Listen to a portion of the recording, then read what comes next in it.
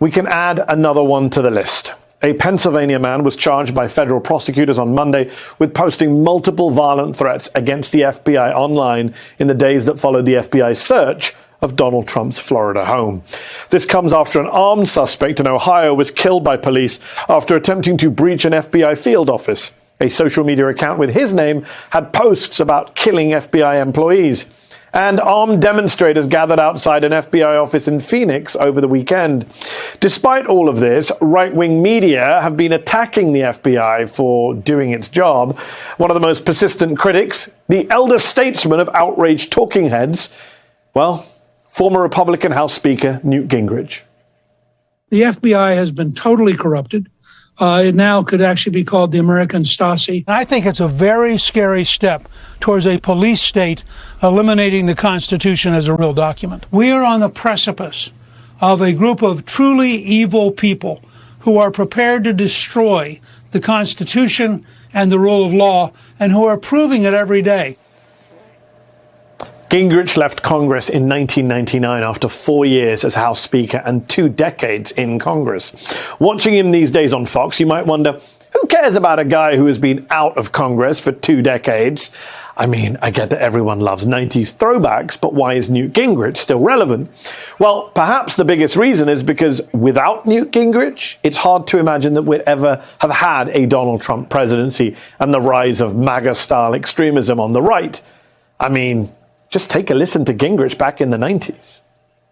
The fact is that America is in trouble. We have become in danger of losing our own civilization. If America fails, our children will live on a dark and bloody planet. Does that rhetoric remind you of anyone?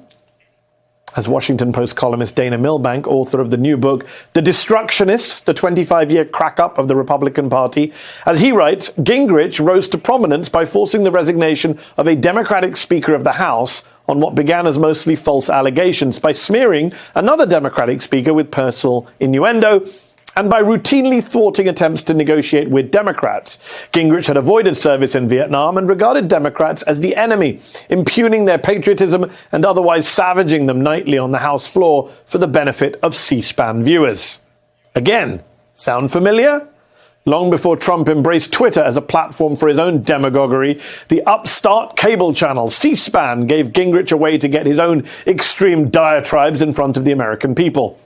Gingrich became House Speaker after the 1994 midterms brought in a Republican wave. But his aggressive approach, especially his handling of the Clinton-Lewinsky scandal, repelled many of the old guard Republicans.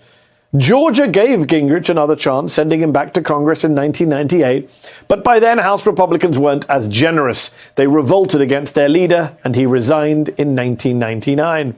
A lot has changed since then. I mean, can you imagine House Republicans today rejecting someone for being too aggressive towards Democrats? A member of the current Georgia GOP delegation, lest we forget, is Marjorie Taylor Greene, who makes Newt Gingrich look like Neville Chamberlain. And look, Georgia is on a lot of minds this week because of another Republican who peaked around the turn of the century, former New York Mayor Rudy Giuliani. On Monday, Atlanta area prosecutors told Giuliani that he is the target of an investigation into Donald Trump's efforts to overturn the election in Georgia.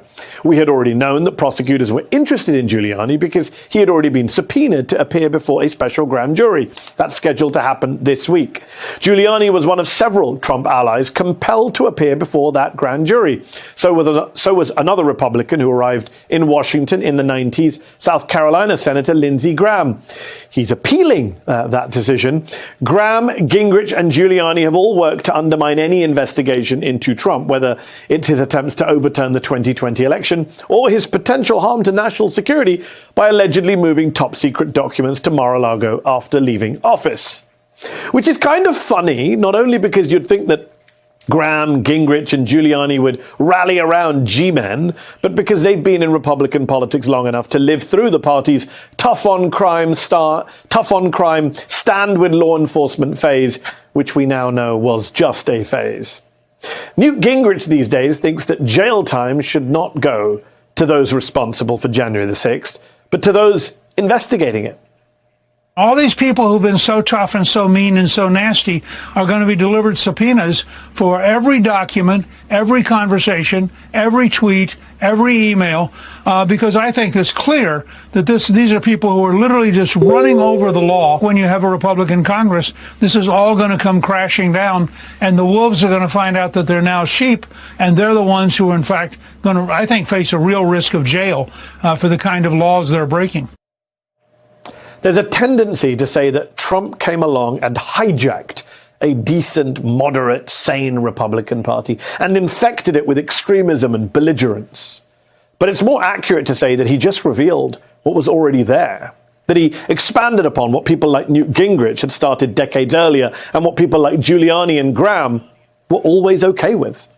As Dana Milbank puts it, Trump is merely a reflection of the sickness in the GOP. The problem won't go away when, if he does.